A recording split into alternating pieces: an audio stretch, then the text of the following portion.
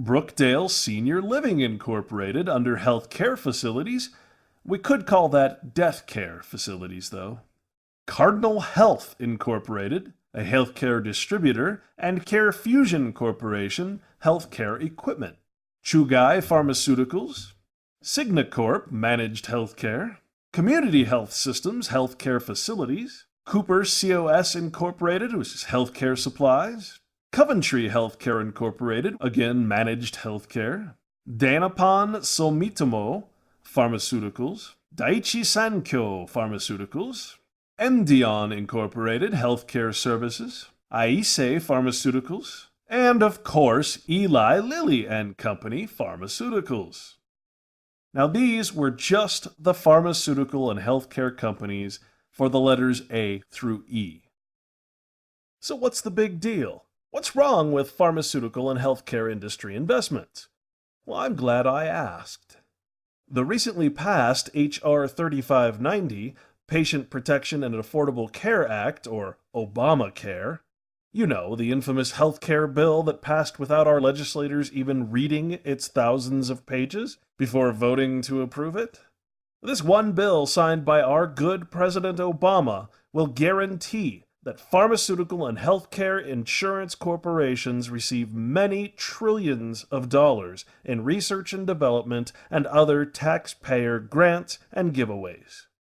Therefore, investing in these pharmaceuticals is all but a sure thing, meaning that the fund balances and returns on government pension and other funds will go up, up, up, while quality of care goes down into the gutter.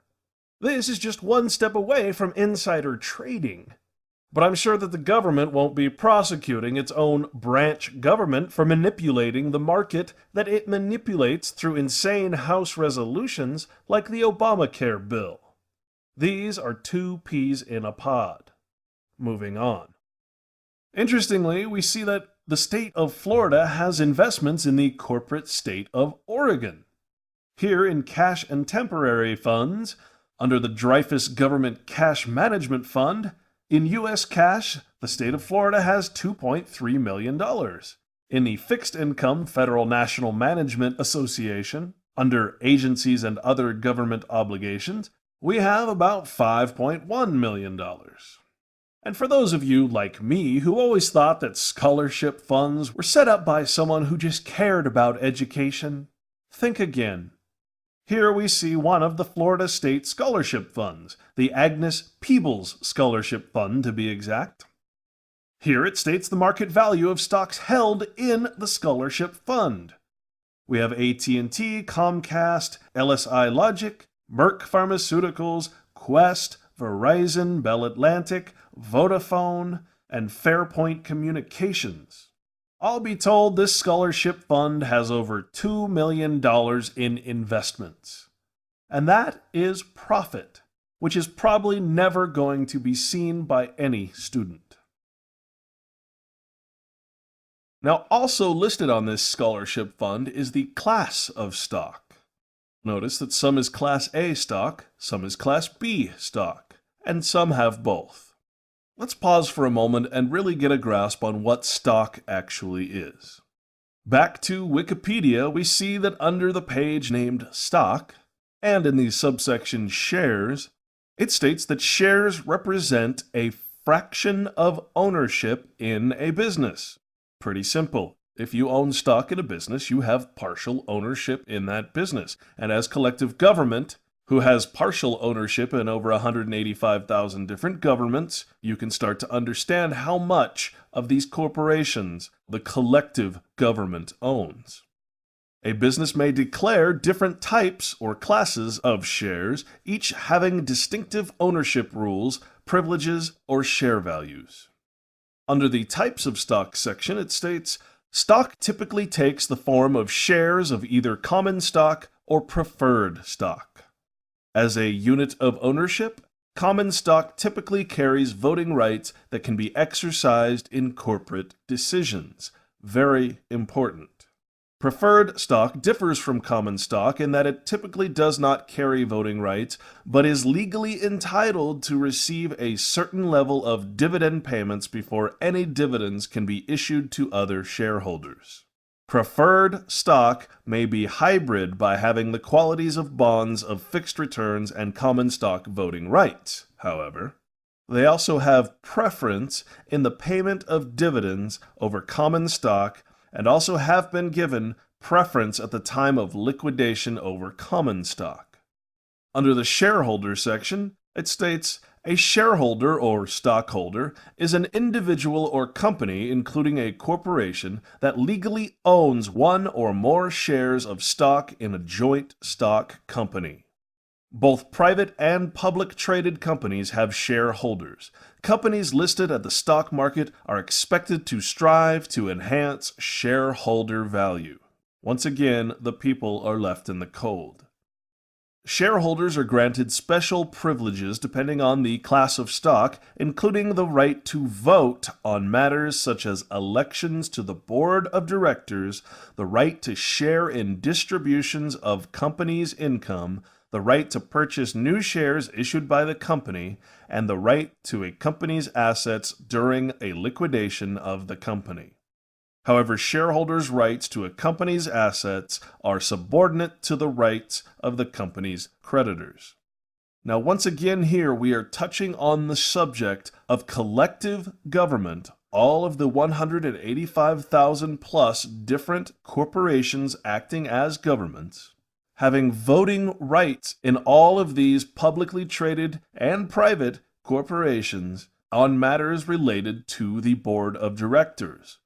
What this really means is that the government, through all of its collective investment holdings, through all of these governments, has proxy rights to replace the board of directors because that collective government has controlling stock in these corporations and actually place who they want into these seats as directors of the company.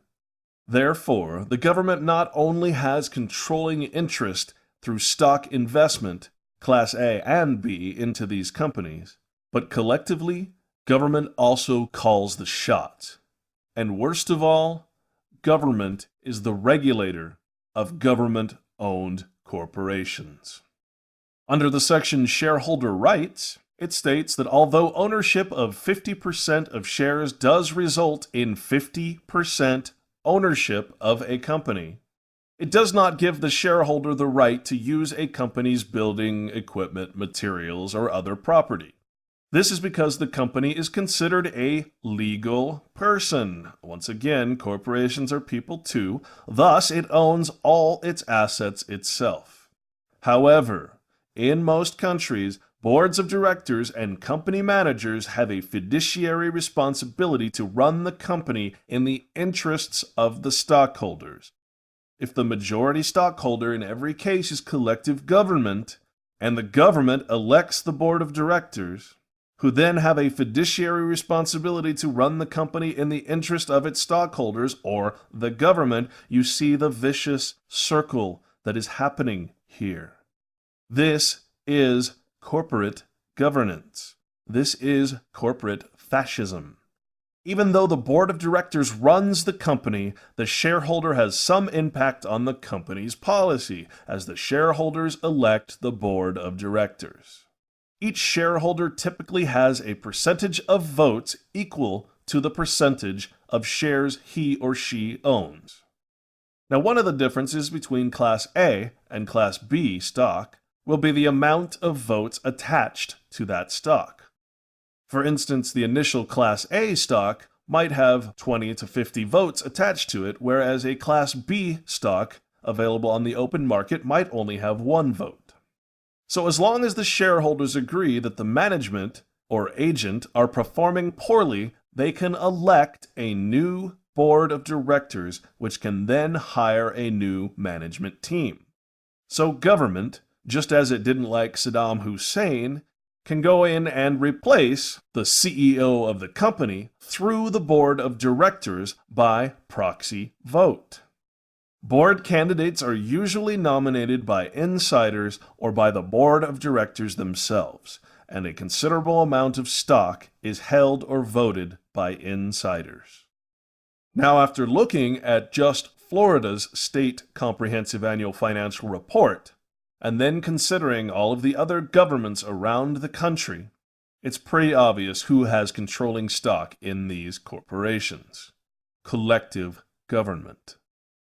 Also very interesting, on page 666, we see that the state corporation called Florida has major investments in Torrey Pines Golf Course, which is located in San Diego, California. Altogether about $12 million worth. Now, when we go to the TorreyPinesGolfCourse.com website, we read the following. The city of San Diego is the owner and operator of the Torrey Pines Golf Courses and owner of the registered mark Torrey Pines, which is used under license by Torrey Pines Club Corporation. This is a government-owned enterprise operation.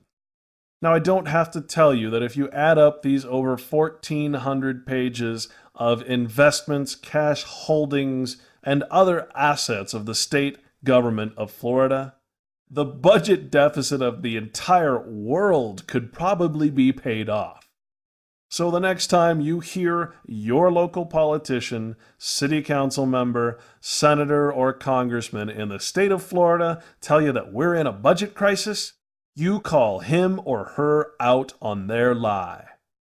And hey, if they say they don't know about this, then you ask them why they don't know about the general accounting system for government. That would be like a Baptist minister not knowing what the Bible is.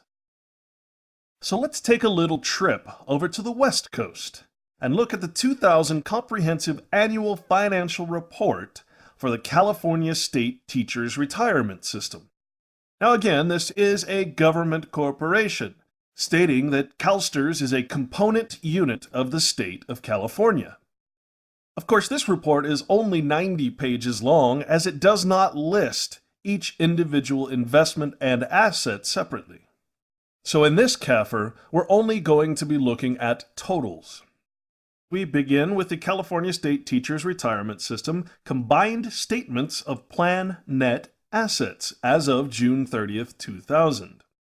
Now keep in mind that this is reported in the thousands, meaning that you must add 3 zeros to each figure presented. Now in the column marked State Teachers Retirement Plan and Assets, it states that investments at fair value for the short term equate to $1,559,699,000.